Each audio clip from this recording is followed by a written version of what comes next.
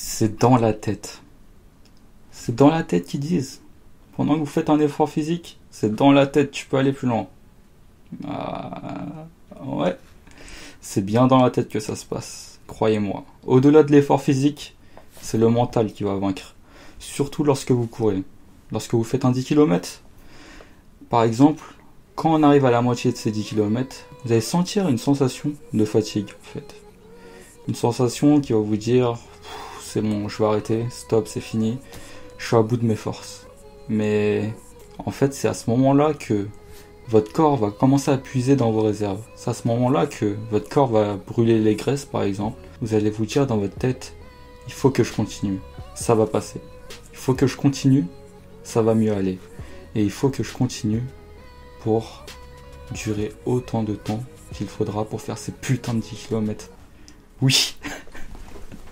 Et c'est à ce moment-là que vous allez commencer à ressentir cette sensation de, justement, que moi j'appelle personnellement, moi j'appelle ça le point de non-retour. C'est à ce moment-là que vous allez vous sentir vraiment très très mal. Mais une fois passé, ça peut durer 2 minutes, comme 10 minutes. Et pourtant, moi ça fait longtemps que je cours. Ça fait longtemps que je suis habitué à faire des 10 km. Mais pourtant, à chaque course, cette sensation me revient. Tout le temps. Cette sensation, je suis au point de non-retour.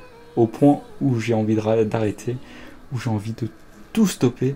Et pourtant, une fois ce point dépassé, je peux durer autant de temps que je voudrais. Mais vraiment, autant de temps que je voudrais. C'est dans la tête! Dans la tête! Pour faire 10 km, on a besoin de rien. À vrai dire, il faut juste sortir dehors et s'y mettre. Et vous vous dites, de quoi j'ai besoin pour courir? Franchement, niveau équipement, vous avez besoin de rien. Mais surtout d'une bonne paire de chaussures. Ça, c'est vraiment important. Une bonne paire de running, ça fera le taf. Ne courez surtout pas avec, je sais pas moi, des putains de Vans, des putains de chaussures basses, des trucs bizarres. Courez pas avec des bottes, j'ai déjà vu ça. Hein. Enfin bref, courez pas avec des, je sais pas moi, on a quoi d'autre? J'ai vu des mecs quoi, avec des Air Max, hein. C'est pas bon. Franchement, pour les pieds, il faut une bonne paire de running. Vous en avez des pas chers. C'est vrai que après, suivant les modèles, vous vous sentirez mieux dedans. Mais le plus important, c'est de se sentir en sécurité dedans. Parce que la blessure est vite arrivée lorsqu'on fait un footing. Corps qui rebondit sur le pied. Bref, laissez tomber. Il faut savoir, quand vous courez, il faut prendre votre rythme. Le bon rythme. Le rythme qui vous correspond. Lorsque vous courez dehors, regardez pas les autres, surtout ne les regardez pas. Vous avez beau voir des personnes courir, vous savez pas depuis combien de temps elles sont là, à quel rythme elles ont couru, et pendant combien de temps elles vont courir. Alors que vous avez un objectif, il est simple. Par exemple, moi, je vais courir 10 km, je vais prendre mon rythme. Si vous regardez les autres, c'est le meilleur moyen de vous déconcentrer. C'est à ce moment-là que plein de personnes vont courir dehors et ils se disent regarde lui, il court à quelle vitesse? Je devrais prendre la même vitesse que lui. Regarde lui, comment il fait, et je vais devoir faire comme lui. Alors que pas du tout. Prenez votre rythme, prenez votre temps. Surtout si vous avez du mal à les faire au début. Gardez à l'esprit que c'est un combat avec vous-même. Bon, parlons hygiène de vie. Je suis super mal placé pour parler de ça. Et pourtant, la course, c'est comme la vie. Si vous dormez bien, vous réussirez mieux. Bien sûr, se lever tôt et se coucher tôt est bénéfique pour la vie. Et moi, je suis très mal placé pour parler de ça. Et pourtant, ça augmente vos performances, sans aucun doute. Pareil pour la nourriture. Si vous mangez mieux, vos performances sont meilleures. Mais encore une fois, je suis très mal placé pour parler de ça. Alors simplement, pour parler d'hygiène de vie, je vais faire simple, très simple. Avant une course, ne pas trop manger. Avant une course, bien s'hydrater. Et avant une course, bien s'hydrater, ça veut pas dire descendre une bouteille d'eau juste avant la course. Ça veut dire par exemple, sous 1 heure avant la course, bien s'hydrater régulièrement. Parce que imaginons, Si vous descendez 1 litre d'eau juste avant la course, vous allez être ballonné. Si vous mangez quelque chose de lourd juste avant la course, vous allez être ballonné. Et pour moi, un bon footing, normalement vous n'avez pas besoin de boire pendant ce footing. Vous n'avez pas besoin de casser votre rythme. Et c'est à ce moment-là que vous allez comprendre comment bien vous hydrater avant la course. Et ensuite pouvoir descendre une bouteille d'eau juste après la course. Elle est là la récompense. Il est là le bien-être. Bordel de merde. Alors une question qui revient souvent, courir accompagné ou tout seul? Ça c'est une question à laquelle je peux peut-être répondre, mais c'est mon avis personnel. Courir accompagné, ça inclut courir avec une personne qui n'a pas forcément votre rythme, qui peut-être s'ennuiera de courir avec vous parce qu'il est meilleur, qui peut-être n'arrivera pas à vous suivre parce que vous êtes meilleur. Et au final, pour moi, le footing, c'est un combat personnel, c'est un combat mental, c'est un combat avec soi-même. C'est un combat où vous êtes confronté à votre propre physique. À ce moment-là, seul vous pouvez faire votre footing. Et courir accompagné surtout, parce que ça, je le vois souvent, des personnes, des amis, qui veulent se motiver ensemble à faire du sport. Ouais, viens, on va courir. Et il suffit que l'une de ces deux personnes lâche tôt, ça veut dire par exemple lâche au bout d'un quart d'heure de course, pour que l'autre tombe avec elle. Et ça, c'est mauvais. Il faudrait peut-être s'y mettre seul, même si être accompagné motive, même si être accompagné vous rend un peu moins seul, fatalement. Mais au final, courir seul, c'est une bonne chose. Et c'est pas pour rien que lorsque vous voyez des personnes faire du footing, ils sont souvent seuls. Parce que c'est un combat avec vous-même. Pour courir 10 km, surtout courir 10 km régulièrement, il faut surtout pas oublier les étirements. Et ça, c'est une erreur que j'ai faite.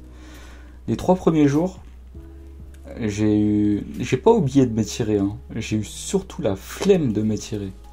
Et ça, c'est une autre histoire. Il faut jamais avoir la flemme de s'étirer, comme il faut jamais avoir la flemme de boire. Parce que oui, il y a des personnes qui ont la flemme de boire, bizarrement, alors qu'il est conseillé de boire 1,5 litre par jour, manger 7 fruits et légumes par jour. Non, je rigole. Il est vraiment conseillé de s'étirer. Même pas, il n'est pas conseillé, c'est obligatoire de s'étirer après une course. Si vous vous étirez pas après une course, justement, c'est là que les douleurs musculaires vont arriver. Et moi, les 3 premiers jours, alors que je pensais faire les 10 km tranquillement, et j'étais content de moi parce que ça faisait longtemps que j'avais pas couru, je me suis senti complètement fatigué et anéanti parce que mes muscles ne répondaient plus. Mais vraiment, la première vidéo, vous voyez bien que lorsque je veux faire mes squats, je suis complètement mort. Je commence à avoir des douleurs musculaires de malade, des crampes commencent à venir. J'avais du mal à marcher. Le soir, je suis sorti à Paris. Les marches, j'arrivais même pas à les descendre. Les marches, j'arrivais pas à les monter dans le métro. C'était n'importe quoi. Et à la fin du 3e jour, je me suis dit, il faudrait bien que je m'étire. Et là, ça a fait toute la différence. Maintenant, je peux courir mes 10 km par jour tranquillement. Enfin, pour l'instant. Un jour, on m'a demandé, comment t'as envie de courir 10 km? Ça te saoule pas? Pour toutes les personnes qui se demandent comment faire 10 km ou comment se mettre au sport tout simplement, parce que nombreux sont ceux qui veulent commencer le sport et qui n'y arrivent pas, le seul bon conseil que je peux vous demander, que je peux vous donner pour avoir envie de faire du sport, parce que certaines personnes osent me dire j'aime pas le sport en général, alors que le sport, c'est le plus grand défouloir au monde. Le sport, c'est quelque chose qui détend. Ok, je peux être d'accord, une personne ne veut pas être sportif, etc. Mais bon, croyez-moi, l'envie arrive lorsqu'on commence. Commencez par sortir de chez vous. Commencez par faire un pas après l'autre. Commencez par essayer de faire quelques foulées. Et commencez à vous dire que vous voulez progresser. Et c'est là alors qu'arrivent les objectifs. Alors oui, comme dans la vie, comme à l'école, il faut vous fixer des objectifs. Plus vous fixerez des objectifs, mieux votre cerveau saura quoi faire, mieux votre esprit sera guidé et mieux vous irez de l'avant. Alors oui, vous pouvez commencer à vous dire je vais courir 1 km pour les personnes qui n'y arrivent vraiment pas du tout. Ou alors vous dire que je vais courir 10 minutes. À ce moment-là, vous pouvez vous dire que en 10 minutes, je vais faire telle distance. Ou alors qu'en telle distance, je vais faire tel temps. C'est comme ça que vous progresserez. C'est comme ça qu'on fixe des objectifs. Et c'est comme ça qu'on avance tout simplement. Après, les objectifs peuvent être différents.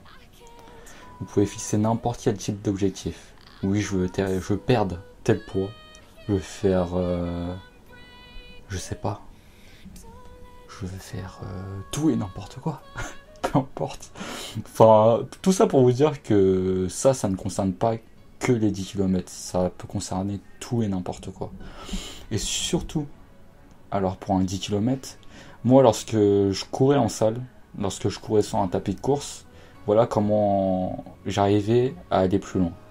En fait, je regardais par exemple le temps. Et lorsqu'il restait... lorsque j'étais à 7 minutes, je me disais dans ma tête, il faut que j'aille jusqu'à 10. Toujours un chiffre rond, genre 10, 20, 30, etc. Et à ce moment-là, lorsque j'arrêtais à 10, alors que je m'étais dit que j'allais m'arrêter à ce moment-là, je regardais cette fois-ci la distance. Je regardais où j'étais à peu près. Je pouvais être par exemple à 1 km 4. Et à ce moment-là, je me disais, bah autant faire 2 km. Et bizarrement, ça fonctionnait. Alors que c'est moi qui me suis auto-donné cette règle. Et je devrais en prendre conscience. Alors que là, mon corps il continuait. Et je pouvais aller de l'avant vraiment. Après ça, j'arrivais à 2 km. Par exemple, j'étais à 16 minutes. Pourquoi pas aller jusqu'à 20 minutes, etc., etc., etc. Et ça peut être une bonne technique pour avancer. Ça peut marcher sur vous. Ça peut ne pas marcher. En tout cas, ça marchait sur moi. Ce qui est bien quand tu cours, et aussi pour te fixer des objectifs, c'est les applications. Personnellement, j'utilise Nike Running. Et cette application m'aide à aller toujours plus loin. Effectivement, l'application compte déjà vos kilomètres parcourus, compte le temps à laquelle vous les parcourez, et ensuite il y a tout un système de, je sais pas, de médailles, tout un système de kilomètres par minute, etc., etc. Et ça aide vraiment, surtout lorsque d'autres personnes, des personnes dans votre cercle d'amis, ou peu importe, courent avec vous, enfin courent avec l'application, et que vous voyez leur progression, et la vôtre, ça vous aide à aller encore plus loin. Mais vraiment, ça vous aide à aller encore beaucoup plus loin. Là d'ailleurs, je suis un peu premier du classement. Les gars, je vous attends. Et aussi, en termes d'application, vous pouvez courir avec tout et n'importe quoi. Récemment, vous avez Pokémon Go qui est sorti. Combien de personnes dans la rue, sur Paris, j'ai vu courir avec Pokémon Go juste pour faire leurs œufs? Ouais, ces putains de 10 km, ils prennent du temps. Hein. Et enfin, la partie qu'on préfère tous, la partie qui fait l'essence d'un putain de running, la musique. Ah là là là là là là. Vous savez très bien qu'on peut pas courir sans musique. Il y a certaines personnes que je vois courir sans musique, je sais pas comment elles font. C'est un truc de malade. Enfin bref. J'ai couru une fois sans musique, mais c'était pas très fameux, hein. Vraiment pas très fameux. Bon, en musique, qu'est-ce que je peux vous dire? La musique c'est tellement vague, et là ça dépend vraiment des goûts de chacun. C'est bien ça le problème, ça dépend des goûts de chacun. Le seul conseil que je peux vous donner au sujet de la musique, c'est de bien élaborer votre playlist. Mais ça veut rien dire, vous me dites. Oh que si. Pour moi, une playlist, voici comment elle se compose, surtout pour un 10 km. La première musique et la seconde doivent être des musiques qui vous donnent un vrai boost, pour bien commencer. Un vrai boost, je parle de quoi comme musique, par exemple? Attendez, laisse-moi chercher dans mon iPod. Je peux commencer mon run avec un Boulevard of Broken Dreams de Green Day, un truc comme ça. Et je veux pas donner de musique de rap hein, dans cette vidéo, parce que c'est trop facile. Aucune musique de rap dans cette vidéo, désolé. Peut-être que j'en ferai une autre avec une playlist de rap, mais là pour l'instant, on va rester sur des trucs basiques. Il faut un truc qui vous donne un vrai boost, comme cette musique là, Boulevard of Broken Dreams de Green Day. Et ensuite vous pouvez enchaîner sur un Radioactive de Imagine Dragons par exemple. Ensuite toutes les musiques que vous allez avoir, c'est des trucs qui restent relativement bien rythmés, bien rythmés et qui vous donnent la pêche en fait, tout simplement. Et justement, j'ai beaucoup parlé de ces 20 minutes fatidiques, ou du moins de ce point de non-retour auquel on arrive. À ce moment-là, il faut essayer de trouver un juste milieu dans votre playlist. À ce moment-là, c'est à ce moment-là que moi, au lieu de me donner un coup de boost supplémentaire, je vais essayer d'allier le rythme de ma course avec ce point de non-retour, avec le rythme de mes musiques. À ce moment-là, je vais essayer de descendre un peu la cadence. Et pour descendre la cadence, par exemple, je vais mettre un stan de Eminem. Attendez, j'avais dit que je mettais pas de rap. C'est pas grave, je vais mettre un stan de Eminem par exemple. Ou alors, je vais vous mettre un... Qu'est-ce que je mets d'habitude ? Ah oui, je peux mettre un zombie de The Cranberries. Non, pas de Maître Gims, s'il vous plaît. Pas de Maître Gims. Un zombie de The Cranberries. Cranberries. Yes. Ou je peux mettre To Build a Home de The Cinematic Orchestra. Orchestra. Wouh! C'est la merde là. Et ensuite, lorsque ce rythme commence à s'estomper, lorsque vous réussirez à sortir de cette zone de non-retour, il vous faut une musique comme Yellow de Coldplay.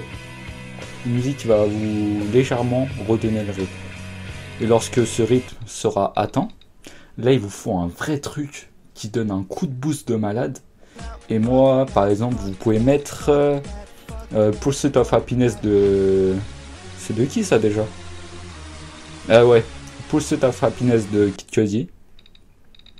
Et surtout, moi, ma chanson favorite pour me donner un vrai coup de boost, c'est Can't Stop des Red Hot Chili Peppers.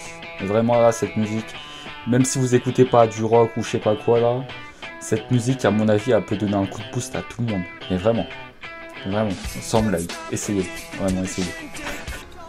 Et ensuite, votre playlist, ça peut se composer n'importe comment, franchement, je m'en bats les couilles.